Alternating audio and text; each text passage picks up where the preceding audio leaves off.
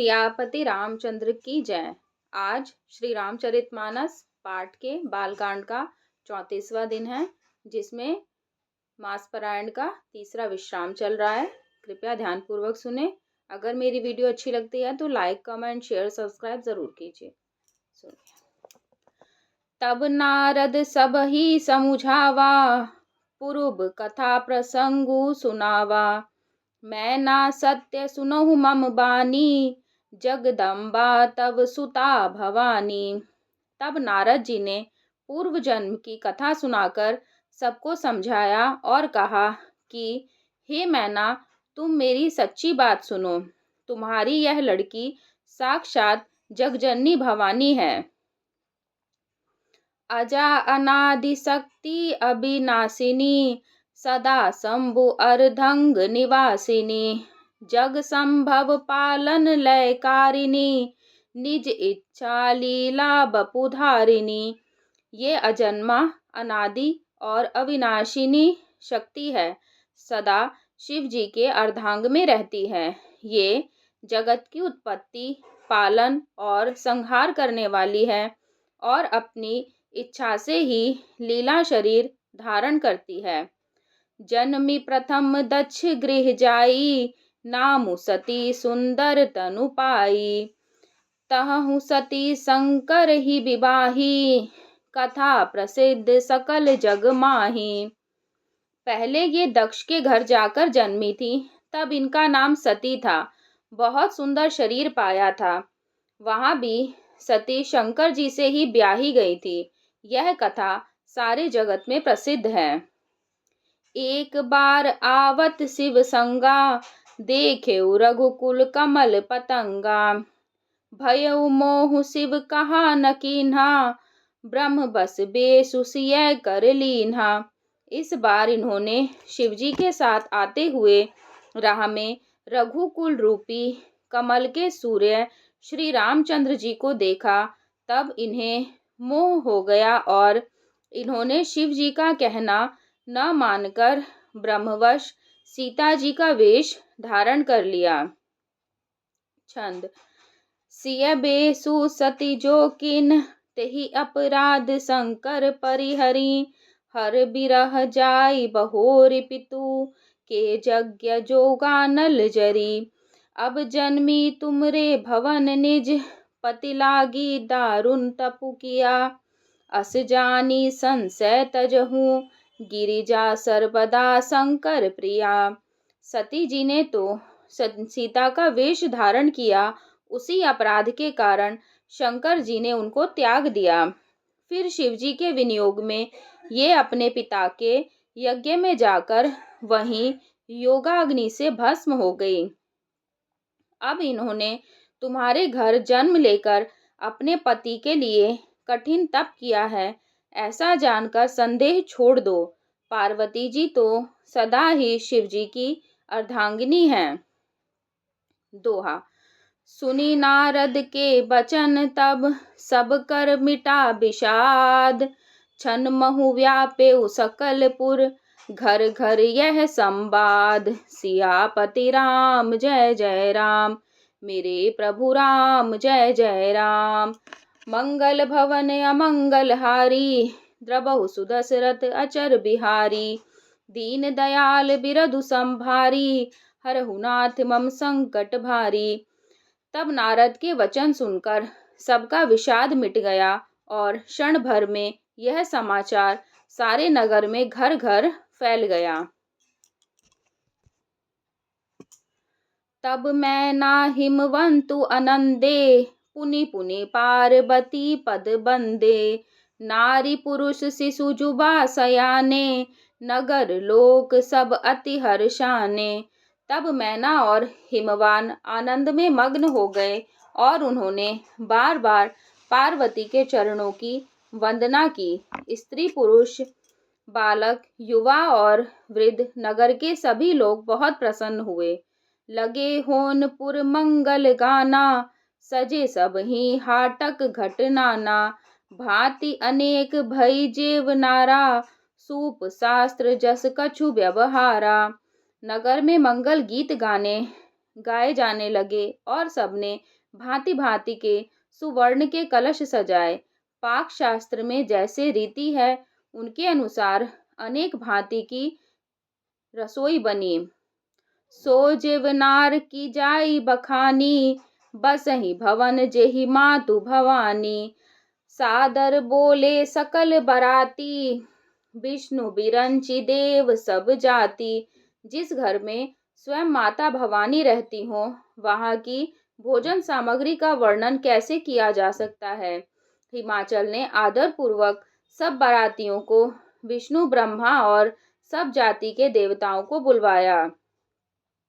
विविधि पाति बैठी जेवनारा, लागे परुसन निपुण सुआरा। नारी बृंद सुर जेवत जानी, लगी देन गारी मृदुबानी। भोजन करने वालों की बहुत सी पंगतें बैठी। चतुर रसोइये परोसने लगे।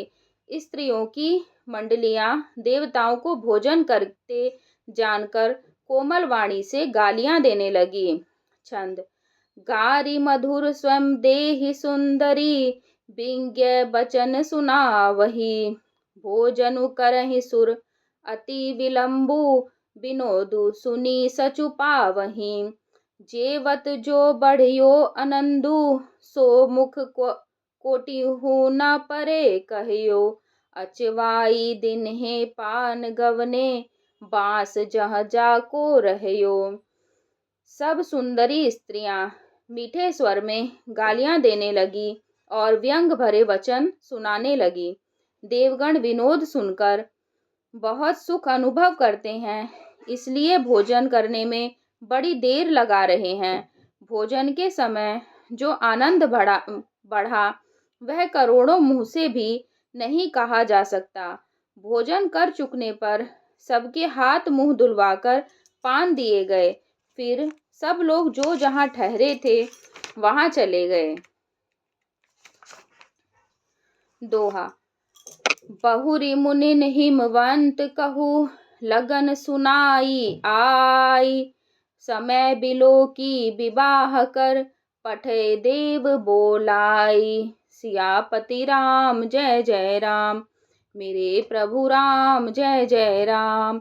मंगल भवन अमंगल हारी, द्रवहु सुदशरथ अचर बिहारी। दीन दयाल बिरधु संभारी, हरहु नाथ मम संकट भारी। फिर मुनियों ने लौटकर हिमवान को लगन पत्रिका सुनाई और विवाह का समय देखकर देवताओं को बुला भेजा। बोली सकल सुर सादर लीन्हे, सबहि जथोचित आसन दीन्हे। वेदि वेद विधान सवारी, सुभग सुमंगल गावहि नारी। सब देवताओं को आदर सहित बुलवा लिया और सबको यथा योग्य आसन दिए। वेद की रीति से वेदी सजाई गई और स्त्रियां सुंदर श्रेष्ठ मंगल गीत गाने लगीं। सिंहासनु अति दिव्य सुहावा, जाय न बरनी बिरंची बनावा। बैठे शिव विप्रन सिरुनाई, हृदय सुमीरि निज प्रभु रघुराई। वेदिका पर एक अत्यंत सुंदर दिव्य सिंहासन था, जिसकी सुंदरता का वर्णन नहीं किया जा सकता, क्योंकि वह स्वयं ब्रह्मा जी का बनाया हुआ था। ब्राह्मणों को सिर नवाकर और हृदय में अपने स्वामी श्री रघुनाथ जी का स्मरण करके शिव जी उस सिंहासन पर बैठ गए।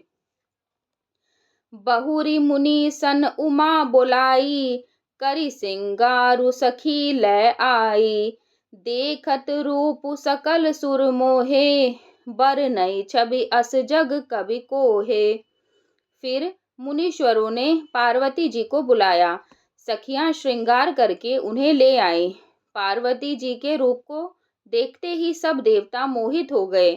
संसार में ऐसा कवि कौन है जो उस सुंदरता का वर्णन कर सके। जगदम्बिका जानी भव भामा, सुरन मन ही मन कीन्ह प्रणामा। सुंदरता मरजाद भवानी, जाय न कोटिहु बदन बखानी। पार्वती जी को जगदम्बा और शिव जी की पत्नी समझकर देवताओं ने मन ही मन प्रणाम किया। भवानी जी की सुंदरता की सीमा है, करोड़ों मुखों से भी उनकी शोभा नहीं कही जा सकती। छंद। कोटिहु बदन नहीं बने, बरनत जग जननी शोभा महा। सकुचहि कहत श्रुति शेष, सारद मंदमती तुलसी कहा। छवि खानी मातु भवानी, गवनी मध्य मंडप शिव जहाँ। अवलोकी सकहि न सकुच, पति पद कमल मनु मधु करु तहाँ। जगत जननी पार्वती जी की महान शोभा का वर्णन करोड़ों मुखों से भी करते नहीं बनता। वेद, शेष जी और सरस्वती जी तक उसे कहते हुए सकुचा जाती हैं, तब मंद बुद्धि तुलसी किस गिनती में है। सुंदरता और शोभा की खान माता भवानी मंडप के बीच में जहाँ शिवजी थे वहां गई। वे संकोच के मारे शिवजी के चरण कमलों को देख नहीं सकती, परंतु उनका मन रूपी भौरा तो वहीं रसपान कर रहा था। दोहा। मुनि अनुशासन गणपति ही, पूजेउ शंभु भवानी।